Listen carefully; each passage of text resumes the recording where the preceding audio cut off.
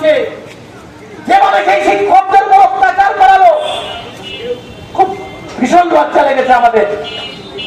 আমরা আমাদের এই সমাজ আজকে লজ্জিত। পুলিশ কবে বুঝবে, কবে বুঝবে পুলিশ প্রশাসন যেই শিক্ষকগুলো যোগ্য শিক্ষক, তাদের হাতে আর কোনো বিকল্প নেই মৃত্যু ছাড়া, সাইকেল আন্দোলনের পথে শেষ চেষ্টাটুকু করছে, অথচ পুলিশ গিয়ে আজকে তাদেরকে লাঠি মারছে, আজকে কি নির্মম ভাবে তাদের উপর অত্যাচার করছে। এ কোন পুলিশ, এ কোন পুলিশ? আমি তো সেটাই বলতে চাইছি, একজন শিক্ষক হিসেবে আমি বলছি যে শিক্ষকের কলমের জোর বেশি না পুলিশের লাঠির জোর বেশি, সেটা দেখানো যাবে একমাত্র শিক্ষকরা যদি একমাত্র ঘোষণা করে যে ওই পুলিশদের ছেলে মেয়েদেরকে আমরা পড়াবো না, তারা কোথায় বুঝে যাবে যে একটা পুলিশের লাঠির জোর বেশি না একটা শিক্ষকের কলমের জোর বেশি। আমি বলতে চাইছি সারা পশ্চিমবঙ্গের শিক্ষকরা করছে উঠুক, কোন পুলিশের ছেলেকে আমরা পড়াবো না, কোন পুলিশের ছেলেকে আমরা পড়াবো না। সবাইকে জাতীয়বাদী গৌরী অভিনন্দন। আজকে এই কর্মসূচি যে হারার লড়াই, যেমন এই শিক্ষকদের যখন চাকরি চলে গেল, আপনারা ভালো মতো শুনেছেন, ওই শিক্ষক শিক্ষিকারা প্রকাশ্য রাজপথে দাঁড়িয়ে তারা চিৎকার করে বারবার বলেছিল আমরা যোগ্য হয়েও আজকের আমাদের চাকরি হারাতে হলো।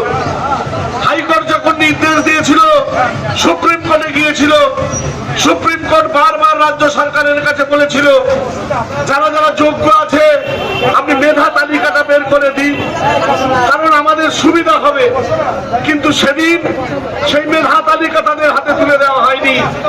এতে হলো কি পরিণামস্বরূপ এই পশ্চিম বাংলায় 26,000 শিক্ষক আজকে চাকরি হারা হলো।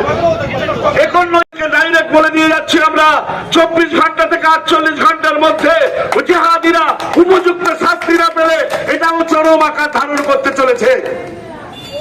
সন্দেশখালী বানাবে, বাপের রাজত্ব পেয়েছো, বাপের রাজত্ব আছে, চলে যাও, চলে যাও বাংলাদেশ, তোমার বাপের রাজত্ব আছে, পাকিস্তান চলে যাও, কিন্তু এখানে জেহাদিগিরি চলবে না।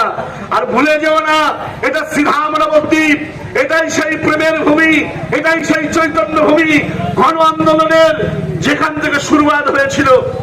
কাজী সাহেবের বিরুদ্ধে চৈতন্য মহাপ্রভু হাজার হাজার লক্ষ লক্ষ সাধু সন্তদের নিয়ে তিনি ওই কাজীকে দলন করেছিলেন। তাই দলন কি করে করতে হয় আমরা জানি। থানার সম্মুখে ভারতীয় জনতা পার্টির পক্ষ থেকে আমরা কর্মীদের মিথ্যা মামলায় গ্রেপ্তার করা চলবে না।